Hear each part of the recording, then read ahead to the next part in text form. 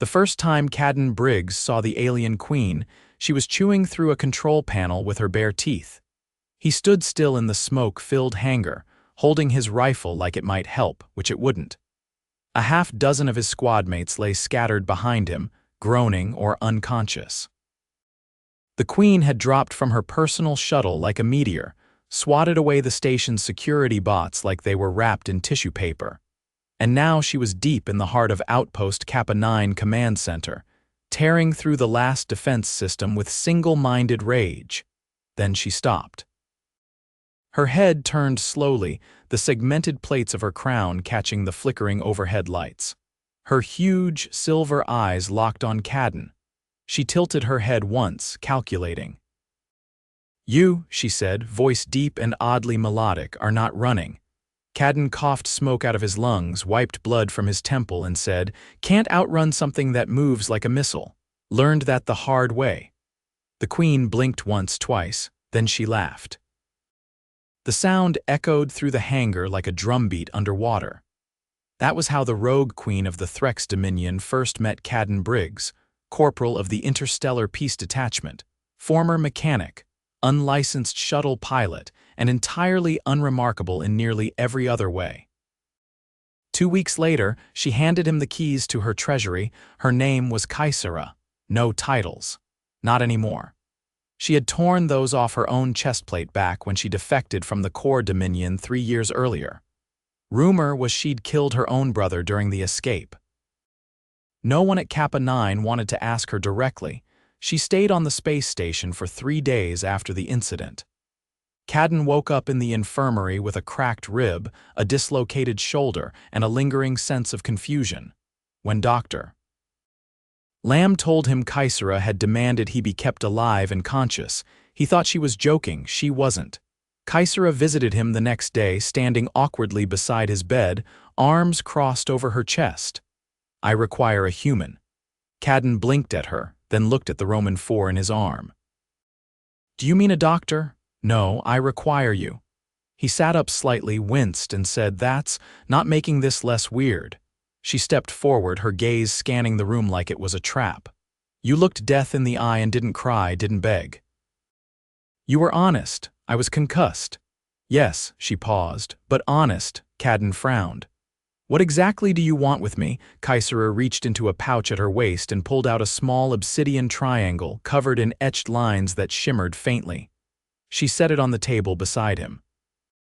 "This is a locator shard. You will bring it to my treasury. You will guard it." He stared at it. "You want me to guard your treasure, not treasure, treasury. The difference is important." He glanced around the room again, hoping someone would interrupt. No one did. "I think you've got the wrong guy," he said. "I fix ships, I shoot when I'm told, that's about it. You are not afraid of power." "No, I'm just bad at recognizing when I'm in danger." "That," she said, "is the same thing." The journey to the treasury took 4 weeks. Caden was allowed to choose his own team, though Kysera limited it to 2 others. He picked Jenna Halden, an exobiologist with a reputation for translating alien motives better than most diplomats, and Sergeant Varn, a stoic Zalari with 4 arms and the patience of a mountain. They traveled aboard Kysera's personal cruiser, the Vyerks. The ship's AI had been wiped, its systems stripped of all Dominion tracking tech. Every panel was manual, every sequence input by hand. It was like flying a tank with wings. Jenna spent most of the trip muttering about the architectural choices. Why would anyone put the gravity regulators next to the waste filtration system? It's like they want us to die gagging. "I think that's exactly what they want," Caden said, tapping in another correction to the navigation path. "If we crash into a sun, at least we'll go down complaining." Kysera rarely spoke during the voyage. She spent hours in the observation chamber watching the stars. Once, Caden found her there and asked, "Why me?" She didn't look away from the viewport. "Dominion vaults are protected by fear, obedience, tradition. I have none left. I need something else." "Trust?" "Yes." Caden folded his arms. "That's a big leap to make based on me not running away." She turned toward him, eyes unreadable. "Have you ever trusted someone who could kill you in one breath?" He thought about it. "Not on purpose." Then we're both learning. The Treasury was not on a planet. It was buried inside an asteroid field, at the heart of a hollowed-out rock the size of a city block. Kysera led them in through a narrow tunnel, sealed behind 12 different layers of security. Jenna kept stopping to scan the walls. "These carvings are older than the Dominion itself," she whispered. "Some of this predates any known galactic civilization." "Great," Caden said. "So if something here wakes up, we're the first snacks in a few millennia." Inside the vault chamber, the temperature dropped. The walls were lined with crystalline cases, each holding artifacts, weapons, scrolls, genetic vials, and things that didn't have names in any human language. In the center of the chamber stood a pedestal. On it, a sphere the size of a melon pulsed with a slow, rhythmic glow. Kysera touched it gently. "This is the heartlock. It governs the vault's integrity. If it is tampered with, the entire asteroid will collapse." Caden took a step back. "Okay, so don't touch the glowing ball." "You will stay here," Kysera said, looking at the three of them. "You will watch. I will not return for many cycles. If I do not come back, you will bury this place." Jenna raised a brow. "You're going somewhere more dangerous than this?" "Yes," Caden frowned. "Why now?" Kysera hesitated. "I need to know if anyone can protect what I value without needing chains or blood oaths. I have seen too many betrayals, too much loyalty bought with pain." She turned to Caden. "You are not sacred, not bound, but you have a choice. That is enough for me." Then she left. At first, things were quiet. Caden set up cameras across the vault's entry points. Jenna cataloged everything she could without disturbing the cases. Varn stood watch in the central corridor, barely speaking except to relay sensor data. They took shifts. 8 ration packs, read old files. Caden built a perimeter defense using scrap from the Virex's cargo hold. It wasn't elegant, but it worked. 3 weeks in, someone tried to break in. The first warning came from the seismic sensors. Then the outer hatch blew open. Caden barely made it to the control room in time to seal the internal gates. "They're using Dominion breach patterns," Varn said through the comms, already moving to intercept. Jenna joined Caden, rifle in hand. "How did they find us?" "No idea," he said, adjusting the turret controls. "But they're not walking through that door." The fighting lasted 4 hours. The intruders were armored, fast, and ruthless. One got past Varn and nearly made it to the central chamber before Jenna shot it in the throat. Caden took a hit to the leg, burned muscle, partial fracture.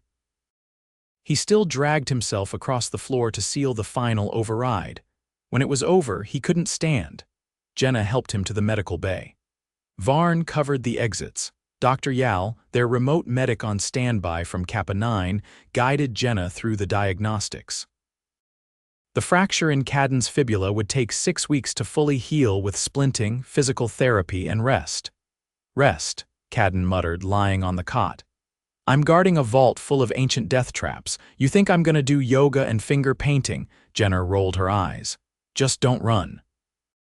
Or fight, or lift anything heavier than a spoon." "Fine, but I'm picking the movies." More attacks came, not every week, but often enough that they started sleeping in shifts with their weapons beside them. Some attackers were Dominion loyalists, others were scavengers. One group had no identifiable origin and spoke in a language that made Jenna's translator device overheat. They held the line. Caden, even with his leg still healing, managed to retrofit a drone system to patrol the outer corridors. Varn upgraded the door seals. Jenna cracked the vault's language patterns and set up an audio deterrent system that made some intruders vomit just hearing it. Months passed. Caden's leg healed, slowly, painfully. He limped for weeks, then walked with a cane. Eventually, he moved normally again. One night, while inspecting a breach in the ventilation shaft, he found something new, a small, glowing stone tucked into an alcove. On it, a single glyph pulsed. He brought it to Jenna. "This isn't from the Treasury," she said, scanning it. "It's a message. They activated it." Kysera's voice filled the chamber. "If you are hearing this, I am alive, but I am hunted. I cannot return yet. I trust you still stand." Caden looked at the heartlock, still intact, still glowing. He smiled. Yeah, he said, we're still here. The first thing Caden noticed was the smell. Not blood. Something worse, metal and ozone, like machinery had been scorched from the inside out. He dropped the scanner and ran. The breach site was in the eastern corridor past the grav stabilizer ring. A narrow gash had been cut into the outer wall too clean for explosives, but jagged enough to mean someone hadn't known what they were doing. Varn stood at the edge of the tier, 4 arms raised, 2 holding his pulse blades, the others keeping a squat, 6-eyed creature from crawling through the breach. The thing was all limbs and mandibles, its entire torso a nest of twitching cables. It hissed at Caden like it recognized him. "Back up," Caden shouted, reaching for the emergency brace lever. "Seal it," Varn didn't hesitate. He kicked the creature through the gap, hit the control plate with his lower elbow, and the wall snapped shut, slicing off one of the thing's appendages. The limb twitched on the floor like it hadn't noticed it was missing a body. Caden stared at it. "That's not Dominion," he said, panting.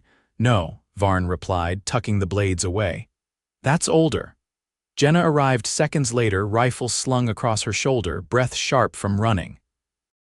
She looked at the scorched path in the floor behind the breach. "They tunneled with directional plasma," she said. "That much heat should have lit up half the asteroid field. Why didn't we see them coming?"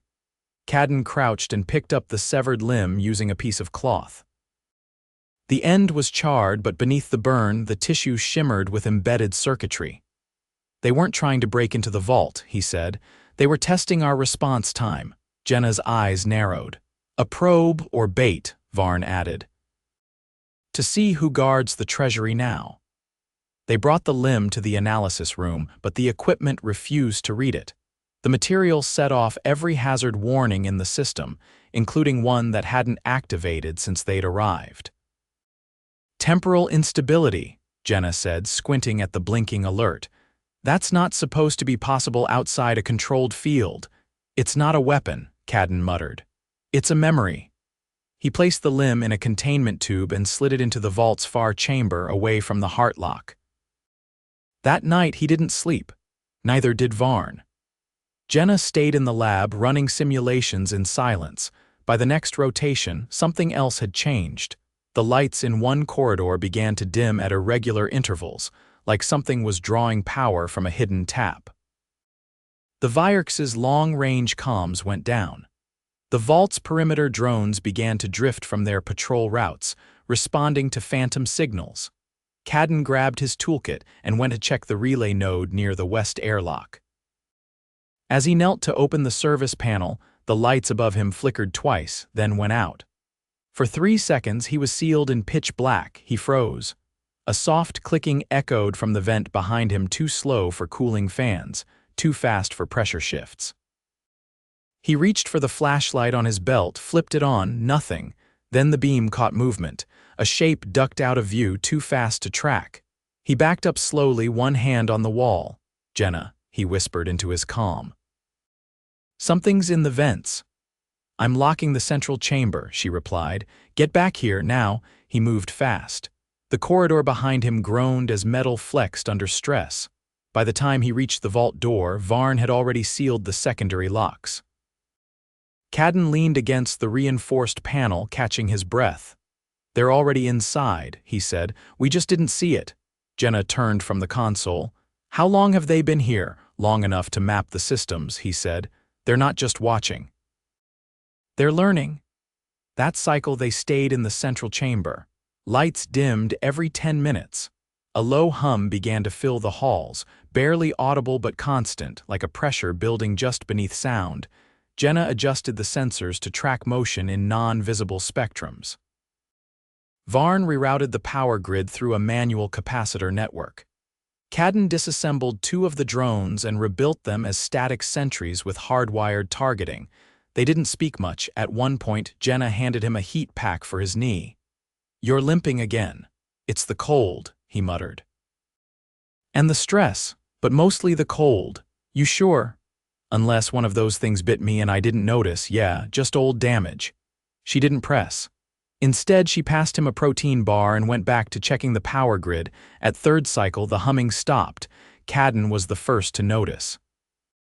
He was adjusting a sensor node near the heart lock when the silence hit total, absolute. Even the air filters had gone still. Varn stepped into the chamber and pointed to the wall. A symbol had appeared, etched directly into the alloy. A triangle intersected by a spiral. It hadn't been there before. Jenna scanned it. "It's not a language, it's a resonance pattern," Caden frowned. "You mean it's meant to be heard?" "No," she said. "Felt." He moved closer. The moment he was within arm's length, a low vibration passed through his chest like a drumbeat under his ribs. "It's a signal," he said. "They're trying to synchronize." Varn reached out with one hand and touched the symbol. Nothing happened. Then he stepped back, looked at Caden. "They want him." Jenna looked between them. "Why? They think he's the key," Varn said. "Or they think he has it." "I don't have anything," Caden said. "Unless they want half a protein bar and a busted knee," but he knew better. He returned to the vault's edge where the locator shard Kysera had given him still sat in a sealed compartment. It pulsed once as he approached. She'd said it was to find the Treasury, but what if it was more than that? Jenna joined him. "What if they're not trying to take the vault?" He looked at her. "What if they're trying to wake it up?" she said. Before he could answer, the floor beneath them shuddered, not a breach. Not an explosion, a pulse. The heart lock flashed once, then again. Then it dimmed. Caden ran to it, hands outstretched. "It's destabilizing." Varn moved to the power core. "We're losing containment, not from the outside, from within." Jenna's eyes went wide. "The memory. The limb." It wasn't just a message, it was a key. Caden opened the containment chamber and grabbed the tube with the severed limb. The moment his fingers touched it, the lights surged back to life. The humming returned. The heart lock pulsed again once, then 3 times in rapid succession. And then it spoke, not in words. In memory, Caden dropped to his knees. A cascade of images flooded his mind, not sights, but experiences. Planets cracking under pressure. Cities floating in oceans of gas. A shape, enormous and coiled, watching from behind translucent stars. Fear, not his own, ran through him like ice water, not fear of death. Fear of awakening. Whatever had left that limb behind wasn't dead. It was waiting. Varn pulled him back, shaking his shoulder. "You're bleeding." Blood dripped from his nose. His ears rang. "I saw something," he gasped. "Not a species, a design. A plan." Jenna helped him sit. "We need to move the heart lock." "We can't," he said. "It's not just a lock, it's a seal." Outside the vault, the humming grew louder.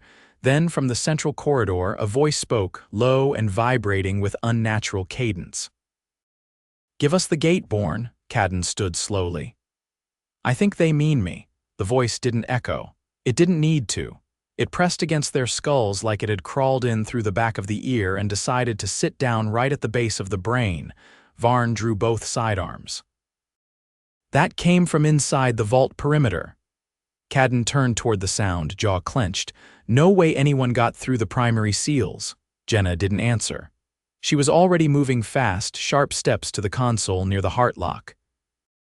Her hands flew over the panel as she overrode the security feed to show the corridor outside the chamber. Nothing, empty hallway. No heat signatures, no motion. But the humming was louder now, and it wasn't coming from the monitors. Caden narrowed his eyes. "They're not using sound. They're resonating through the vault itself." Varn nodded once. "They are drawing attention to you." Jenna studied the heart lock, then looked at Caden. "You activated something when you touched that fragment. It keyed into your neural pattern." "Didn't exactly mean to," he muttered, placing a hand on the wall for balance. "You feel that," she said. "The vibration sinking to your pulse." He listened. She was right. Each thump in his chest had a faint echo in the floor beneath him, not a coincidence. His knee buckled. He dropped to one side, catching himself on a support strut. The pain wasn't sharp, it was deep, dull, like bone being reshaped from the inside. Jenna knelt beside him. "You need a scan now." "If that fragment left behind any active components, this isn't tech," he said, gritting his teeth. "It's recognition. Like the vault sees me now." Varn didn't move. He kept both weapons aimed at the sealed corridor. "They are not attacking," he said. "They are waiting." Caden forced himself upright, one hand on Jenna's shoulder. Then let's not keep them. He limped to the main control node and entered the override sequence. Jenna stared at him like he'd grown a second head.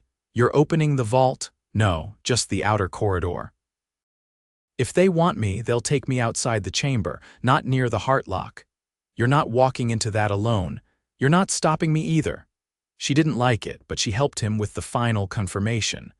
Varn lowered his weapons just long enough to hand Caden a neural stabilizer. For the pain. Caden took it without thanks. He wasn't sure it would help. The moment the door slid open, the sound stopped, not faded. Stopped. The corridor was dim. Emergency lights cast long, flickering shadows. Caden stepped forward, boots dragging slightly against the floor. Behind him, the vault sealed shut, leaving him alone. He didn't call out. He didn't need to. From the far end of the corridor, something unfolded, not walked or crawled, but uncoiled, like it had been folded into an impossible space and was now remembering how to be physical. It was tall. Not massive, but too tall to belong in a humanoid corridor.